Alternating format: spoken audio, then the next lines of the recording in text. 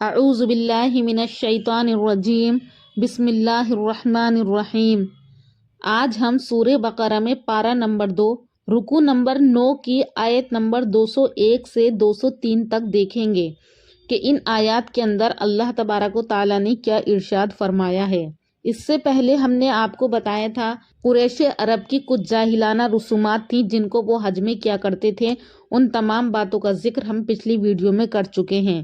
اب یہاں پر اللہ تبارک و تعالیٰ نے ارشاد فرمایا کہ حج کے اندر کچھ لوگ ایسے ہیں جو کہ اللہ تبارک و تعالیٰ سے مانگتے ہیں تو ان کی دعائیں دنیا کے لیے ہوتی ہیں۔ اگر وہ صرف دنیا کے لیے مانگتے ہیں تو ان کو دنیا میں عطا کر دیا جاتا ہے، آخرت میں ان کا کوئی حصہ نہیں ہوتا۔ اب یہاں پر اللہ تعالیٰ کا ارشاد ہے کہ وَمِنْهُمْ مَنْ يَقُولُ، اور کوئی ان میں سے ایسا ہے، یعنی کچھ لوگ ایسے ہوتے ہیں جو کہ دعا کس طرح کرتے ہیں، یہ کہتے ہیں کہ من یقولو، جو کہ یہ کہتے ہیں کہ ربنا، اے ہمارے رب، آتنا، تو ہم کو عطا کر، فی الدنیا، دنیا میں، حسنتاً یعنی خوبی، بہترین عطا کر، وفی الآخرتی، اور آخرت میں بھی خوبی عطا کر، وقنا عذاب النار، اور بچا ہم کو دوزخ کے عذاب سے۔ یعنی کچھ لوگ اس طرح سے دعا مانگتے ہیں کہ وہ دنیا کی بھی بھلائی چاہتے ہیں اور آخرت کی بھی بھلائی چاہتے ہیں اور اپنے آپ کو عذاب جہنم سے کیا ہے، بچانا چاہتے ہیں۔ تو یہ دعا ایک ایسی جامع ہے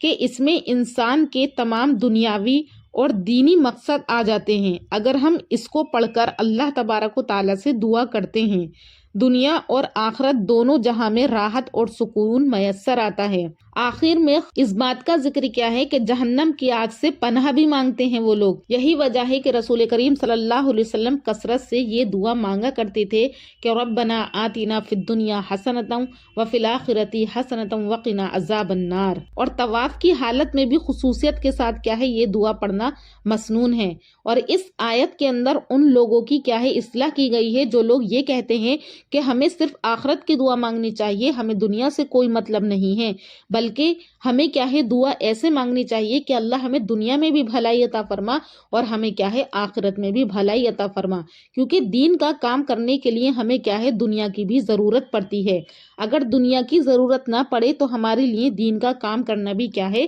مشکل ہو جاتا ہے۔ تو اس لیے ہمیں ایسی دعا مانگنی چاہیے کہ جس میں دین اور دنیا دونوں کے کیا ہے مقصد آ جائیں۔ اور آگے کی آیت میں اللہ تبارک و تعالیٰ نے ارشاد فرمایا اولئک لہم نصیب، اور انہی لوگوں کے واسطے حصہ ہے جنہوں نے کمایا اپنی کمائی سے، واللہ سریع الحساب، اور بے شک اللہ تبارک و تعالیٰ کیا ہے وہ جلد ہی حساب لینے والا ہے۔ اور آگے اللہ تبارک و تعالیٰ نے ارشاد فرمایا وَاذْكُرُوا اللَّهَ فِي أَيَّامٍ مَّعْدُودَاتٍ، اور تم یاد کرو اللہ تبارک و تعالیٰ کو فی ایام معدودات، گنتی کے چند دنوں میں، فمن تعجل، پھر جو کوئی جلدی چلا گیا، فی یومین، 2 ہی دن میں، فلا اسم علیہ، تو اس کے اوپر کوئی گناہ نہیں ہے، ومن تاخرا، اور جو کوئی رہ گیا، فلا اسم علیہ، تو اس پر بھی کیا ہے کوئی گناہ نہیں ہے، لمن اتقا، اور یہ کام اس کے لیے ہے، لمن اتقا، جو کہ کیا ہے اللہ تبارک و تعالیٰ سے ڈرتا ہو،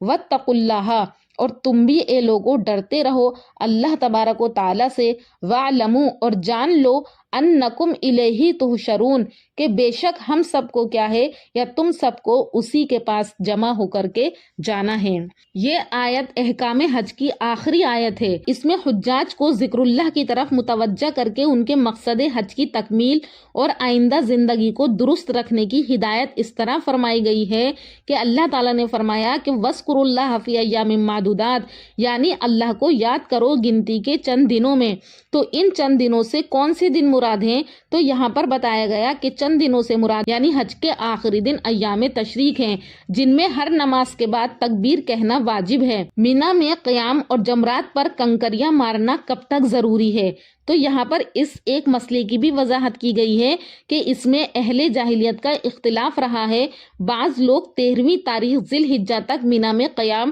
اور جمرات پر رمی کرنے کو ضروری سمجھتے تھے، اس سے پہلے 12ویں کو واپس آ جانے کو ناجائز اور ایسا کرنے والوں کو گناہگار کہا کرتے تھے۔ اسی طرح دوسرے لوگ 12ویں تاریخ کو چلے آنا ضروری سمجھتے تھے اور 13ویں تک ٹھہرنے کو گناہ جانتے تھے۔ تو اس آیت میں ان دونوں لوگوں کی اصلاح اس طرح سے کی گئی ہے کہ فمن تعجل فی یومینی، یعنی جو شخص عید کے بعد صرف 2 دن مینا میں قیام کرے اور واپس آ جائے، فلا اسم علیہ، تو اس کے اوپر بھی کیا ہے، کوئی گناہ نہیں ہے۔ ومن تاخرا، اور جو شخص تیسرے دن تک مؤخر کرے تو فلا اسم علیہ، تو اس پر بھی کیا ہے، کوئی گناہ نہیں ہے۔ یہ دونوں فریق جو ایک دوسرے کو گناہگار کہتے ہیں تو یہ غلطی میں مبتلا ہیں، بلکہ کوئی 2 دن ٹھہرے یا کوئی 3 دن ٹھہرے، کیا ہے، اس کے اوپر کوئی گناہ نہیں ہے۔ یعنی حاجی لوگوں کو دونوں صورتوں میں اختیار ہے، جس پر چاہیں عمل کریں، لیکن افضل اور اولا یہی ہے کہ تیسرے دن تک ٹھہرے رہیں۔ یعنی یہ جو اختیار دیے گئے ہیں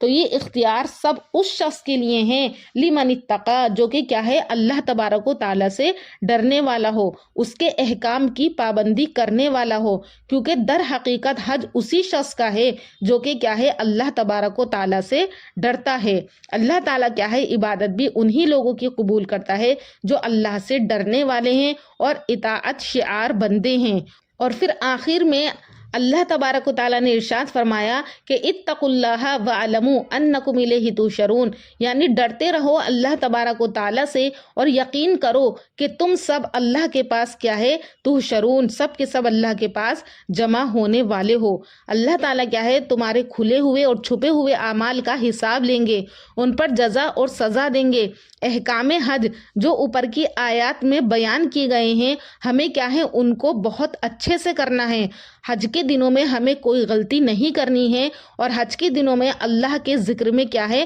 مشغول رہنا ہے اور اللہ سے ڈرتے رہنا ہے، اور حج کے دنوں میں کوئی کوتاہی نہیں کرنی ہے، اور بعد میں اپنے حج سے واپس آنے پر اپنے آپ پر اس بات پہ بھی غرور نہیں کرنا ہے کہ ہم تو حج کر کے آ گئے، بلکہ ہمیں اللہ تعالیٰ سے کیا ہے، ڈرتے رہنا ہے اور گناہوں سے بچنا ہے، کیونکہ انسان کے جو گناہ ہوتے ہیں تو وہ اس کے نیک اعمال کو کیا ہے، کھا جاتے ہیں۔ تو اسی لیے اس آیت کے اندر یہ بات بتائی گئی کہ ہر وقت اللہ تبارک و تعالیٰ سے کیا ہے، ڈرتے رہنا چاہیے، کیونکہ ہمیں اللہ کے پاس ہی واپس لوٹ کر جانا ہے۔